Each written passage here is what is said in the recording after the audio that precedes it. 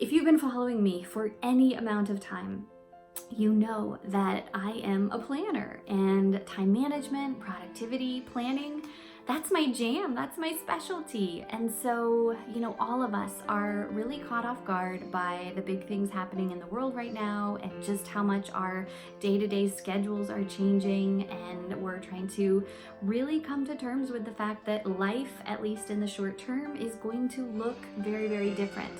But that said, I think that there are some things that we can do to still have some semblance of a plan, and I want to share those with you today.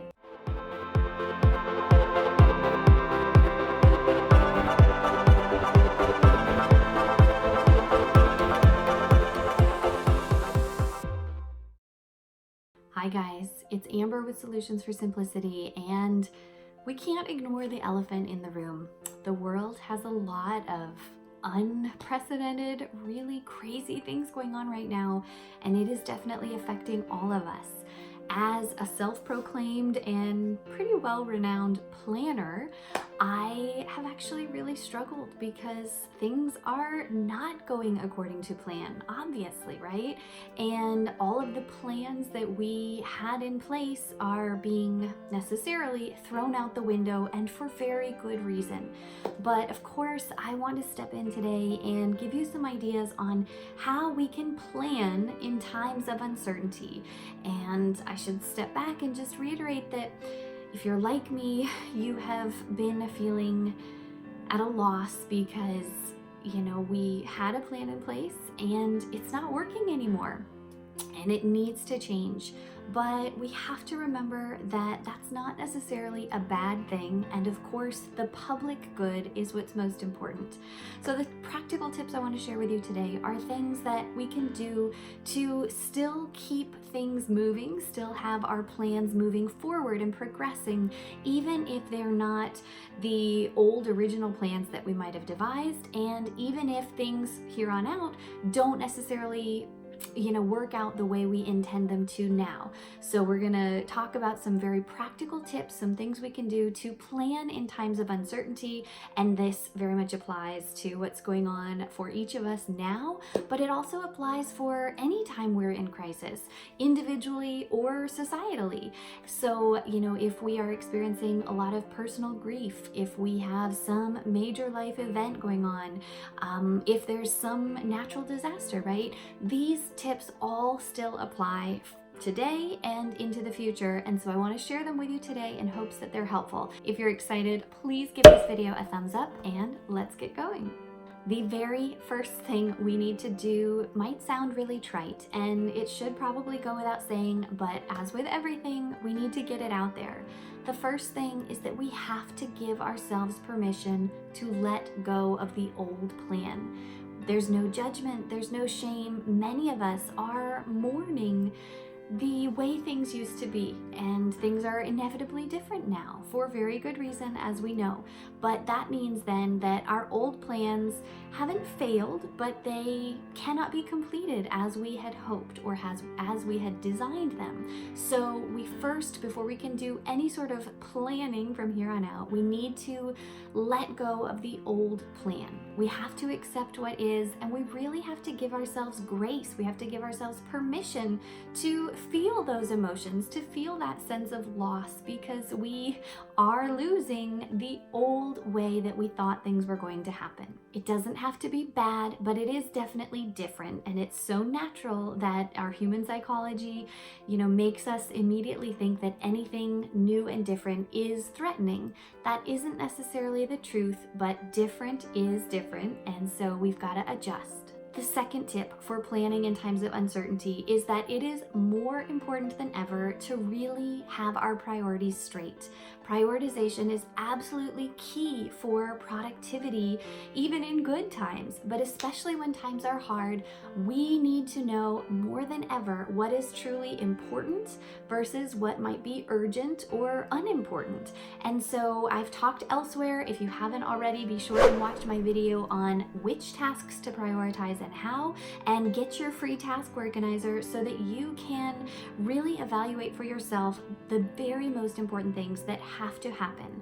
In these kinds of times, we have to take it back to basics perhaps, but it's all the more critical that we are first and foremost prioritizing what is important and urgent, followed by what is important even if it's not urgent. There is too much risk that we would prioritize things that have deadlines, things that were urgent before all of this happened, and then we aren't actually doing the things that really are important in the big picture.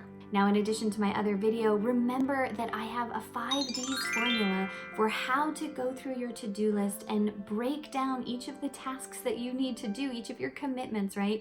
And really simplify what is most important and when it's going to happen. So if you haven't already, I will link it for you below, but download your free guide and really apply these tips to taming your to-do list as well. Number 3 for how to plan in times of uncertainty is, of course, that we have to get super creative. Things aren't going to be ideal, perhaps. You know, we might have a time that we're very used to working, or a set order in which we are used to doing things, and that perhaps just can't be our reality right now. I've spoken before, but I'm used to using my early morning or my late night hours for a certain type of work. And instead, because I'm not able to now do the main work I need to do during the day, that needs to get done in the other windows, and the work that I was doing early morning, late night might not happen at all. It's okay. There's no shame, there's no judgment, but we have to really make sure that we are using even small windows of time productively, not in terms of what we're actually producing, but just to make sure that we are doing what is fulfilling to us in those times that we do have. In times like this, we could so easily make excuses for why we can't do things, and that might be very legitimately true. There is, again, no shame, no judgment if you can't complete something you had earlier committed to or that you were supposed to do. But I would encourage you, and I'm going to be doing this myself, to try and almost make it a game. Just see what you can do in the time that you do have. Now, number 4 is never easy, but hopefully the underlying circumstances going on in the world right now will make it easier than it might be for us to do this. That is that more than ever before, good has to be good enough. We can't hold ourselves to these exceptionally high standards. We can't be perfectionists. We can't think that everything has to be performed at the level that we know we're capable of under other circumstances, right? These are different times, and so good is just fine. Whatever it takes to do the minimum is perhaps all that we are able to do now, and we've got to give ourselves credit for that, right? We're still showing up and trying, and that's what's really, really most important. Don't beat yourself up if you can't do things, and especially if you can't do them as well as you would like. So many of us naturally want to always do what we can to the best of our abilities, and that's just not perhaps what we're able to do now. It won't last forever, but in these moments we have to relax our own standards. Now, number 5 feels a little bit funny for me to say because I just made a video on how far into the future you should plan, and I will admit that I am almost laughing at myself because I had just started this planning series, these videos that I had intended on uploading for the next several weeks and months, all about my greatest planning tips. And now clearly all of that is sort of out of the window because we can't plan for everything. And again, the old plans we had are not the current circumstances we find ourselves in. So number 5 is actually a bit of a revision to my previous video. In times of uncertainty, I think that it's only fair for us to plan no more than a few days ahead. Plan for today, tomorrow, and just have a general sense of what is going to need to happen farther out. But perhaps in these times, even a week is too much, right? We can't have such stringent plans for so long looking forward that they inevitably get thrown off. And because there's so much uncertainty right now, we only perhaps know the next couple of days in front of us. Number 6 is to make sure that you are planning in rest. Plan in breaks. Plan time to laugh. time to do nothing, time to just sit back and soak in the blessings that are all around you, because everything going on is really stressful. In times of uncertainty, our anxiety is just running crazy and we are feeling so overwhelmed, so afraid perhaps. Those emotions are very real and they have physical ramifications and it exhausts us. I have been so tired just trying to keep up with things and think about things, and I'm sure you can relate. So the best thing we can do for our plans right now is to make sure that we are leaving in a cushion, that we are specifically planning in times that we are going to allow ourselves to just be at peace with what is. I also know that you know this, but it bears repeating. When we get worn out, when we get stressed, right, that further weakens our immune system. That just makes us more susceptible to having bigger problems, especially physical ailments. And that's the last thing any of us wants to have or to perpetuate in a time like this. So make sure and rest. Give your body everything that it needs to stay healthy and strong. Tip number 7 for planning in times of uncertainty is to go with the flow. Our days are not going to look perhaps anything like what they used to, and that doesn't necessarily have to be a bad thing. Let's not have so much of a plan that we can't just adapt moment by moment to live in whatever we're experiencing at that time. I personally am going to also be trying to challenge myself all the more to see what I can get done and how much I can do, especially for my work, right, in far less time than I used to be able to have. So when we don't have all the time in the world, when other circumstances are so pressing, then this is our chance to just remember what matters most and let the rest of it kind of be what it's going to be. Now, number 8 might seem a little harsh, perhaps even abrasive. It's something that we might naturally be doing without necessarily being aware of it. And on the other hand, maybe we are trying so hard to control ourselves from doing this that this is going to seem really out there. But my 8th tip for you is to let your mind run away with all of the potential worst case scenarios. Not to be morbid, not to put extra negativity out there, but as best we can, it might be helpful, and I will again be doing this myself, to try and detach ourselves from the emotions and the anxiety and the fear of what could happen, and instead really think about the what ifs. Now, I have a very dear friend here on YouTube, The Faithful Mama, so go check her out if you haven't already, but she was just talking last week about how important it is to perhaps change our what ifs to even ifs. And the more that I've thought about this, and she wasn't necessarily talking about this kind of scenario, but the more that I am thinking about her advice in the context of what's going on, the more brilliant I think it is. Again, if we can detach ourselves from our emotions and instead try and objectively, rationally think through if this, then that, the more alternative plans we can have in place. In other words, obviously our plan A's are gone, right? They're out the window at this point. And our plan B is probably going to change as well. So let's go ahead and run through the thought exercise of coming up with as many potential plans as necessary. The reason this is so beneficial is because then, if and when the need arises and we have to actually act on those plans, or the situation we didn't want to happen does come to fruition, we will be much better prepared to act with certainty, to act with a rational purpose in that moment, because we've thought about how we would handle it. And so we won't be as caught off guard if it does happen. This is, again, not to hope that it happens, not to even assume that it will happen, but just to give ourselves that extra illusion of preparedness.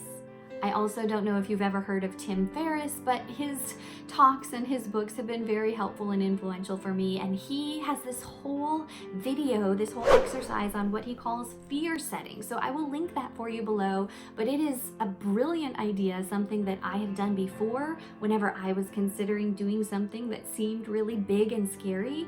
And I think it really is, it applies now. It's helpful here too, because when we don't have certainty, when we don't know what's coming, we can at least acknowledge our fears, think about what we would do if they happened, if our biggest fears came true, right?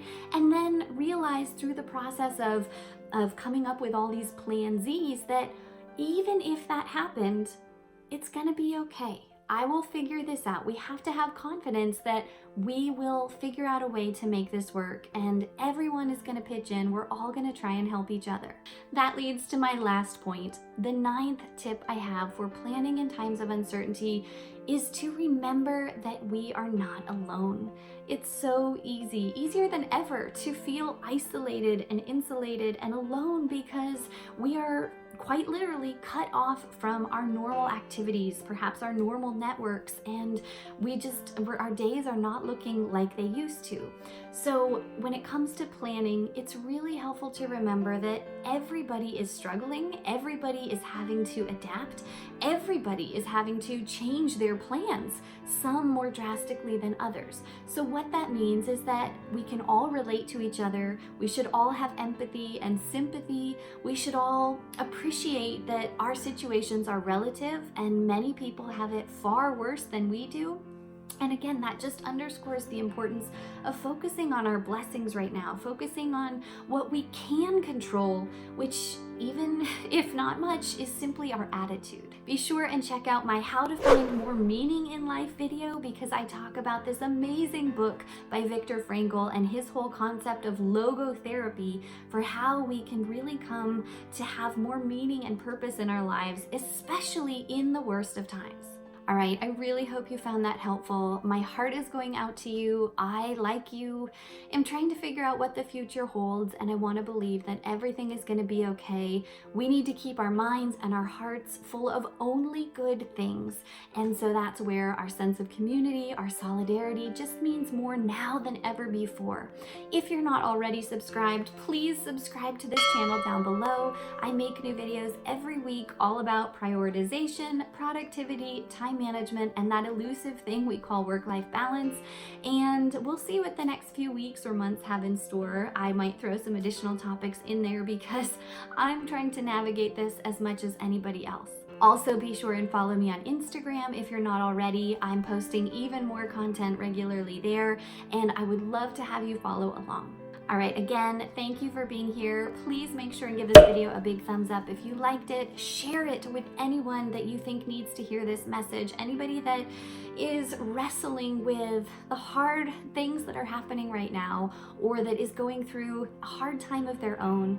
And until next time, thank you for joining me on the journey.